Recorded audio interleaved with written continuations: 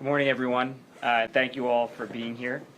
Joining me today are First Assistant Attorney General Lindsay Rotolo, Director of the Division of Criminal Justice Teresa Hilton, along with Chief of the Division of Criminal Justice Weldon Powell and Deputy Chief Larry Williams, Director of Public Safety from the City of Newark, Manny Miranda, and Chief Sharonda Morris from Newark, Chief Giacomo Sacca from Elizabeth, and I want to give thanks to Director Earl Graves, who couldn't be here today, as well as many investigators and prosecutors responsible for this case that we are about to announce. I also want to thank Detective Sergeant First Class Thomas Van Tassel from New Jersey State Police for being here.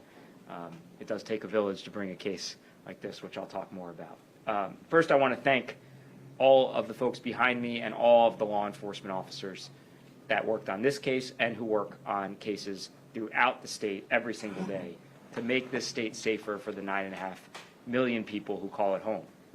And today we're here to announce that following an extensive and expansive multi-year investigation, 26 people have been arrested and charged for their participation in a drug distribution enterprise that used violence to deter competitors and left a Newark neighborhood living in fear.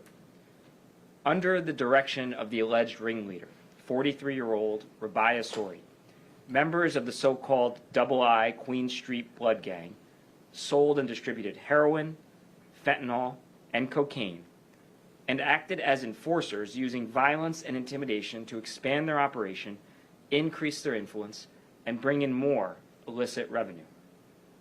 At the heart of this enterprise was a heroin production facility located in the Elizabeth home that Sori and the alleged Double I associate Nicole Jones shared. After, again, an extensive investigation, on March 24th, detectives from the Division of Criminal Justice and the Newark Police Intelligence Unit executed a court-authorized search warrant at their home. Sori and Jones were both arrested on the spot, and inside the home, detectives found 91 grams of raw heroin, heroin stamps bearing the names Exit 5, Route 21, Body Bag, and Passion, which were consistent with the stamps linked to Sori's enterprise. And they also found $17,000 in cash. Detectives inside the home also found tools of the drug trade, empty glassine wax folds, tape, rubber bands, and digital scales, all items used to package and sell heroin. Sori is charged with multiple crimes, including racketeering, conspiracy, weapons offenses, assault, and drug offenses connected to drug operation. Other members of the gang face similar charges. Investigators have linked Sori and her fellow gang members to numerous acts of violence, ranging from a road rage incident which left one person injured with a gunshot wound, to another case in which a woman, another member of the gang, suffered a gunshot wound to the left side of her face because she reportedly owed Sori money from drug sales.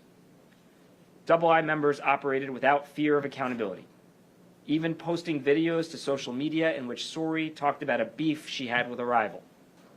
These videos showed Sori and others at an apartment complex where a rival reportedly lived. Sori told listeners that she knew where her rival lived and was coming to get him. Last summer, near North 12th Street in Newark, we saw another example of the brutality of Sori and her Double I associates. Surveillance footage captured a man falling to the ground as people ran away.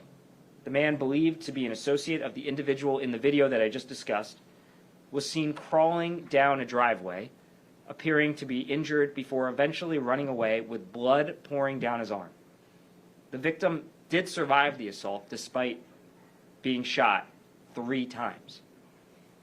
For these alleged actions, Sori and co-defendants Dozier, Johnson, Hobbs, and Henderson, and we have the full list up here, were charged with second-degree aggravated assault, second-degree conspiracy to commit aggravated assault, second-degree possession of a weapon for unlawful purpose, and second-degree unlawful possession of a weapon.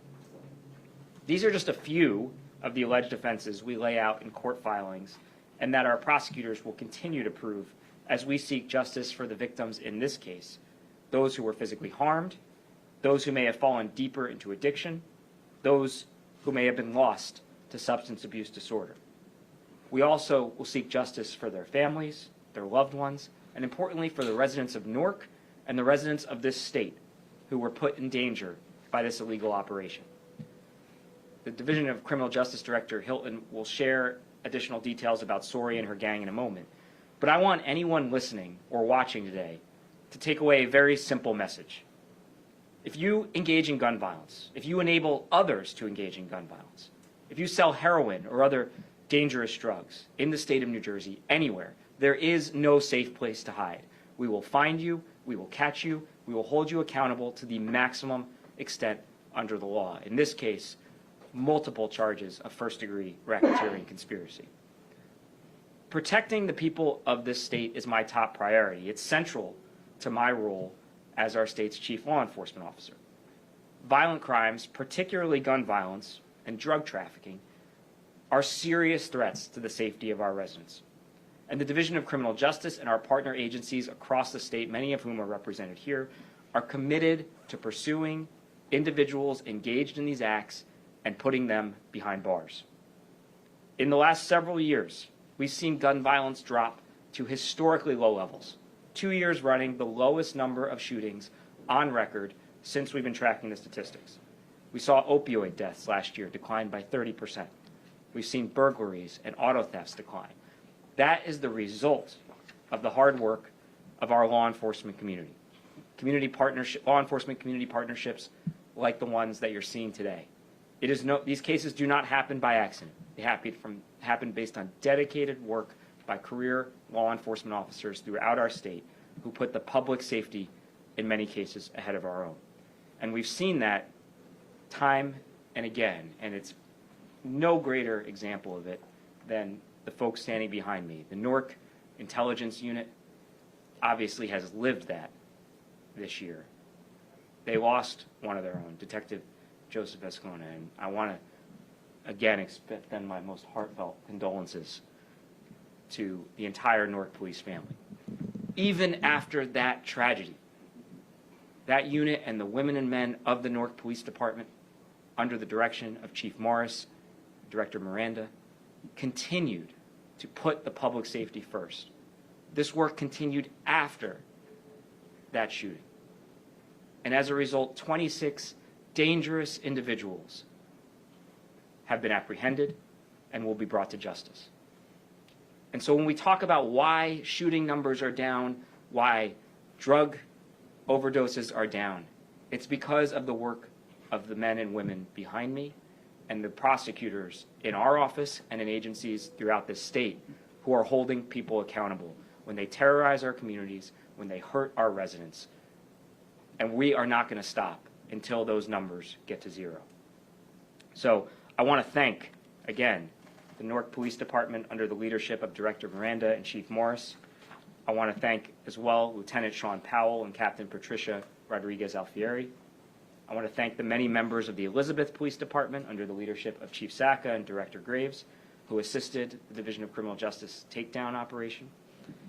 And I want to honor the law enforcement efforts throughout our state that is absolutely working in keeping our state safer. I also want to thank our Division of Criminal Justice, the many members of our Division of Criminal Justice who worked on this case, including especially Chief Powell, Deputy Chief Williams, Bureau Chief Cassandra Montalto, Deputy Attorney General Ben Forrest, and Sergeant Scott Capone. And I also want to thank our state police and, in absentia, Colonel Callahan and the rest of the state police leadership for their work and assistance in investigating this case. It is now my honor to turn the podium over to the Director of the Division of Criminal Justice, someone, by the way, you've seen quite a bit of recently, given all of the important cases. You know, this case is a 26 defendant case. Last week, we had a more than 20 defendant case in a mob takedown, one of the largest mob takedowns. 39, excuse me. Thank you. You know, that's why she's here. She keeps me on check. 39 defendant mob takedown, one of the largest in recent history. Not too long ago, we were together talking about 500,000 doses of opioids and fentanyl being taken off the street, and yet another 22 defendants? Oh, opioids. I'm trying to remember. Over 20 defendants in that case. what you're seeing is that we're not just going after low-hanging fruit. We're going after the most serious offenders. We're building cases that take down the entire operation, and that is why the numbers are dropping the way they are. So I'll turn it over to Director Hilton. Thank you, General. Good morning, and thank you all for being here. Today marks a significant step forward in our continuing efforts to dismantle violent criminal organizations operating in our state. As you heard from Attorney General Platkin, we are here today to announce the takedown of what is alleged to be a dangerous and highly organized criminal enterprise known as the II Queen Street Blood Gang. This enterprise is accused of brazenly operating in Newark, openly selling drugs, and routinely using violence as a tactic of its illicit business model. Following a long-term, multi-agency investigation led by the Division of Criminal Justice in partnership with the Newark Police Department's Intelligence Unit, as well as other law enforcement agencies like Elizabeth Police Department and the New Jersey State Police, 26 individuals have been charged with serious crimes. I counted the total before we got into the room. There are 187 total charges related to these defendants. This was an enormous undertaking by law enforcement. They employed numerous methods to complete this investigation, including wiretaps, electronic surveillance, physical surveillance, undercover buys, search warrants, phone and financial records analysis. The list goes on. The numerous crimes alleged in these complaints are not street-level disconnected events. They're organized violence. This gang allegedly operated with a hierarchical structure with clearly defined roles, codes of conduct, and a willingness to use deadly force to protect their territory, settle scores, and fuel their narcotics business. At the top of this organization was Rabia Sori, who is alleged to have issued orders, directed retaliatory shootings, and managed the flow of guns and drugs into New Jersey communities. The gang allegedly had supervisors who would work 3 daily shifts on the drug set, morning, afternoon, and night. Robert Walton, Lateef Holly, and Eugene Sparrow, listed on the chart, are alleged to have been these supervisors. The first shift was responsible for picking up the drugs from Rabia's house in Elizabeth and bringing them to the set for the shift's distributors to sell. The gang also allegedly had advisors who were responsible for communicating with other low-level members for Rabia. For example, if a lower-level member owed her money, her advisors would contact them to pay. These advisors included Amani Faines, Al-Qaeda Ports, Nicole Jones, and Hadaya Sori. A number of the defendants charged are alleged to be distributors or runners, and they are, as I mentioned before, also annotated on the chart.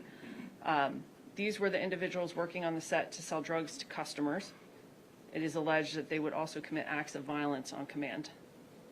Lastly, the gang is alleged to have had enforcers or shooters, individuals who would either move guns at Rabia's direction or were involved in a shooting. These individuals included Jaquan Dozier, Anari Hobbs, Jasmine Henderson, Jonathan Harris, Amir Reynolds, and Eugene Sparrow, all of whom have been charged with aggravated assault or weapons charges. Through this structure, the enterprise is accused of creating a self-sustained ecosystem of violence and fear, with a reach that extended across Newark, East Orange, and other nearby communities. Violence wasn't incidental, it was strategic. Those who owed drug debts were pressured to commit crimes to pay them off. Guns were stored off-site in rental storage units to evade detection, including one situation where an assault firearm was recovered from a U-Haul facility directly tied to the enterprise. 22 of the 26 defendants face first-degree racketeering for their role in this highly structured criminal drug enterprise. If convicted of a first-degree offense, they face 10 to 20 years in prison. The alleged leader of this gang, Rabia Sori, also faces the first-degree charge of leader of an organized crime and leader of a narcotics trafficking network, for which she faces life imprisonment as a possible sentence. Other crimes faced by these individuals include aggravated assault, numerous weapons charges, promoting organized street crime, money laundering, and other violent and narcotics-related crimes. I also want to take a moment to thank and commend the dedicated law enforcement professionals who made this operation possible. I especially want to thank our team in the Division of Criminal Justice, the Newark Police Intelligence Unit, the Elizabeth Police Department, and the New Jersey State Police. DCJ's mission is to protect our communities, to investigate and prosecute the networks of people who cause our communities harm, to work to give residents back the safety and stability they deserve. With today's takedown, we've taken a step in that direction. We don't do this alone. We do it with a strong law enforcement partnerships, just like we see in this case. Thank you. Thank you, Director. It is now my privilege to turn the podium over to Chief of the Division of Criminal Justice, Walden Powell. Thank you, General. And thank you, Director. Good morning, everyone. Today we stand not just to mark the conclusion of a major investigation, but to recognize the unwavering commitment, professionalism, courage of our detectives and law enforcement partners who made this takedown possible. Beginning in October of 2023, our Division of Criminal Justice detectives, in collaboration with the Newark Police Intelligence Unit, launched an ambitious investigation into a dangerous street crime gang known as Double I Queen Street Bloods. This was no small undertaking. The individuals involved in this enterprise were responsible for round-the-clock drug trafficking and repeated acts of violence involving firearms, which endangered lives and destabilized the community. Thanks to the meticulous work and persistence of our detectives, key individuals in this group, including the leader, have been taken off the street. The investigative team followed the case across months of surveillance, wiretaps, and undercover work. Your actions were methodical, precise, courageous, and selfless. Let me be clear, the streets of Newark and beyond are safer because of your work. I want to personally thank every detective and officer who played a role in this operation. Division of Criminal Justice Detectives, Newark, East Orange Police Department, and Edison Police Department as well. I would also like to thank our law enforcement partners across the board. This was teamwork at its finest. You embody the values we stand for: integrity, service, relentless drive to protect and serve. You have my deepest respect and gratitude. Congratulations on a job well done. General. Thank you, Chief. I'm going to turn it over to Director Miranda in just a moment. Before I do, I want to just say a word about the city of Newark, because there have been some comments about it lately about a state of safety, which are just not true. Newark has never been safe, period. And that's a result of the work that we're talking about today and the work of the men and women who work in the Newark Police Department. The stats show it. And if you want to know why that's the case, it's because, again, of the dedicated, selfless public servants who have put the safety of the residents of this great city, the city that we are standing in right now, first. So for anybody who may watch this and think, oh, the streets of Newark are awash in crime, because of these brave men and women, they are not. And you should come. You should come here. You should enjoy this city. You should get some of the great food, some of the best food you'll find anywhere. See some of the great culture that we have here. Meet some of the best and, frankly, funniest people you'll ever meet. And one of the richest and warmest cultures I've ever experienced. And I want to thank the Newark Police Department for making this city as safe as it is today. And while we're talking about a very serious takedown of a very serious gang and criminal enterprise, I don't want it to be lost that the reason why there are hundreds of thousands of people who enjoy a safer place to live and why millions of people who enjoy a safer place to come visit is because of the work that we are doing, not just today, but 365 days a year. Director, I'll turn it back over to you. Good morning. Thank you, General. On behalf of the Mayor, Raj J. Baraka, the Chief of Police, Sharonda Morris, we extend our sincere gratitude to General Platkin and the Division of Criminal Justice for their partnership with the Newark Police Division. It is times like this when you recognize that New Jersey has an exceptional Attorney General who is laser beam focused on removing gang violence and drugs from our streets. Newark is the largest city in the state, and some people see it as a gravy train for the criminal activities. In this case, it was an entire criminal enterprise led by someone looking to make fast money at the expense of Newark residents. Thanks to the hard work of our major crimes detectives, led by Captain Patricia Rodriguez-Alfieri and the Division of the Criminal Justice, the plans of these suspects were cut short. The Newark Police Division has some of the most talented, committed police officers, detectives, and supervisors in the world.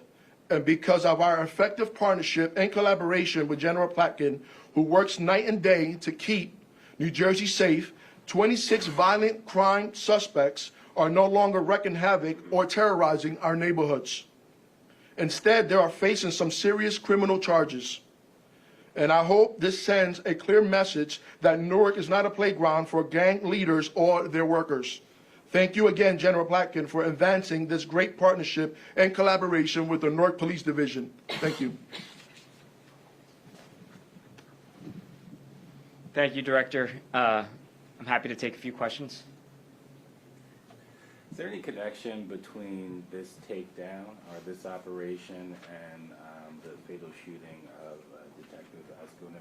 I believe it's the leader's son who's accused. So it is not the leader's son. We cannot rule out a family relationship, but in terms of criminal activity, no evidence of any connection at this time. Have all of these defendants appeared in court yet? I'll let Director handle. Not all of them have appeared in court yet. A few of them, 6, have not been arrested yet. Several of them are pending their detention hearing, including the leader, Rabbi Asori, who we anticipate being scheduled this week. Okay. Are any going to be in court today? It's possible. I mean, they do it fast when they, I mean, it's within 48 hours that you have a first appearance. So I can get a list and we can get that out to you. Okay. And in terms of, I just want to get this clear, where they were keeping the drugs, was at a home in Elizabeth? CDS was found in several locations, but a large stash of it was found in the home in Elizabeth, yes. Which is why we have multiple agencies represented here. And again, I want to thank the Elizabeth PD as well for their work. Any other questions? I want to thank you all for coming, and I want to thank again the women and men of the Newark Police Department, the Elizabeth Police Department, the Division of Criminal Justice, the state police, and all law enforcement for working tirelessly to keep this state safe.